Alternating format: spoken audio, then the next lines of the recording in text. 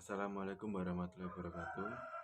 Perkenalkan, nama Heru Prasetyo, NIM 2212180003, kelas 2A.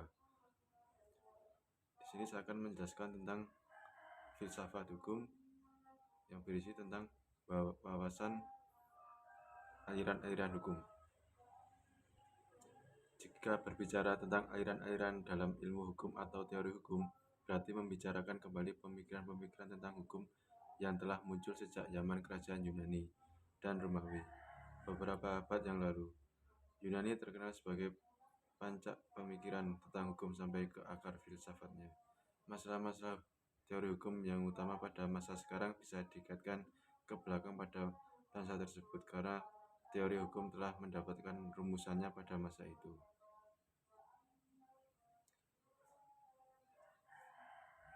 Dibahas mengenai undang-undang, hakim dan hukum berdasarkan kepada aliran-aliran hukum. 1. Aliran hukum legalisme. Dalam ilmu hukum ada berbagai macam asas, paham hukum, dan berbagai macam pedoman yang digunakan oleh para penegak hukum di dalam menjalankan tugas dan kewajibannya, agar sesuai dengan aturan hukum dan dasar-dasar penegakan hukum yang berpedoman kepada keadilan yang hakiki. Kelebihan paham legalisme yaitu sebagai berikut. Kepastian hukum yang akan diperoleh bagi setiap individu akan lebih terjamin dan memperoleh kepastian hukum yang lebih baik. Jaminan yang akan diperoleh bagi setiap individu untuk memperoleh hak perorangan terhadap kewenangan-kewenangan yang akan dilakukan oleh penguasa. Kelemahan aliran paham legalisme yaitu para hakim akan mempelajari mekanisme dengan menggunakan dedukasi logis. Banyak peraturan perundang-undangan yang relatif terbatas atau minimnya undang-undang yang digunakan untuk menghukum.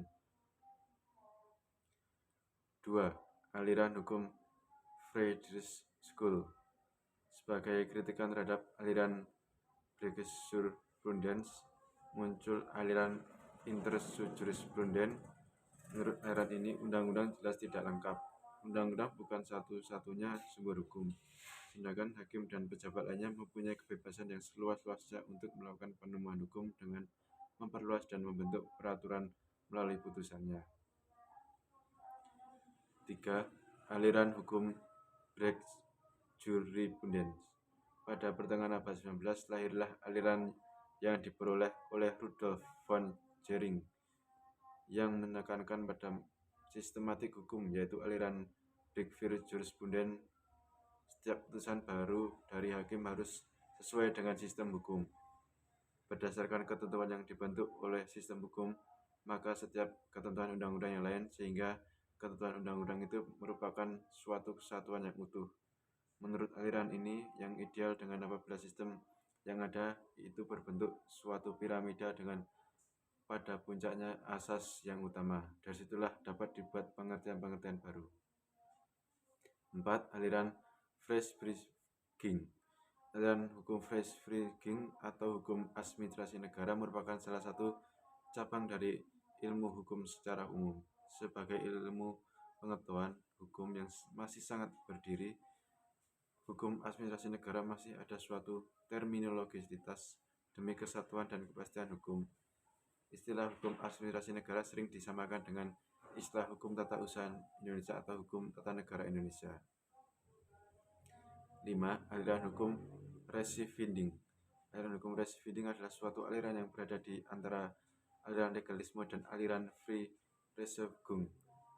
Aliran ini berpendapat bahwa hakim terkait kepada undang-undang tetapi tidak taat pada aliran legalisme, dikarenakan hakim juga mempunyai kebebasan.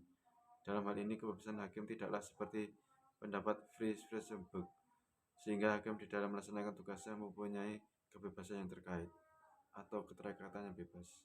Jadi, tugas hakim merupakan melakukan Rechtsbinding, yakni menyelaraskan undang-undang yang punya arti luas. 6. Aliran hukum Sosiologische Rechtschule. Aliran ini lahir akibat aliran Freisprechung. Aliran ini juga disebut sebagai aliran hukum. Pengaruhnya Hemmeker, Humanis dari negara Belanda dan Amerika. Pokok pikiran dari aliran ini adalah terutama hendak menahan dan menolak kemungkinan kewenangan dari hakim. berhubungan dengan adanya freemasm dari aliran hukum yang di atas bebas di atas. 7. Aliran sistem hukum terbuka. Aliran sistem hukum terbuka merupakan salah satu sistem yang berarti semua aliran yang berkaitan aturan-aturan dapat disusun. Sistem hukum membutuhkan putusan-putusan atau penetapan-penetapan yang senantiasa menambah luasnya sistem hukum tersebut karena sistem hukum bersifat terbuka.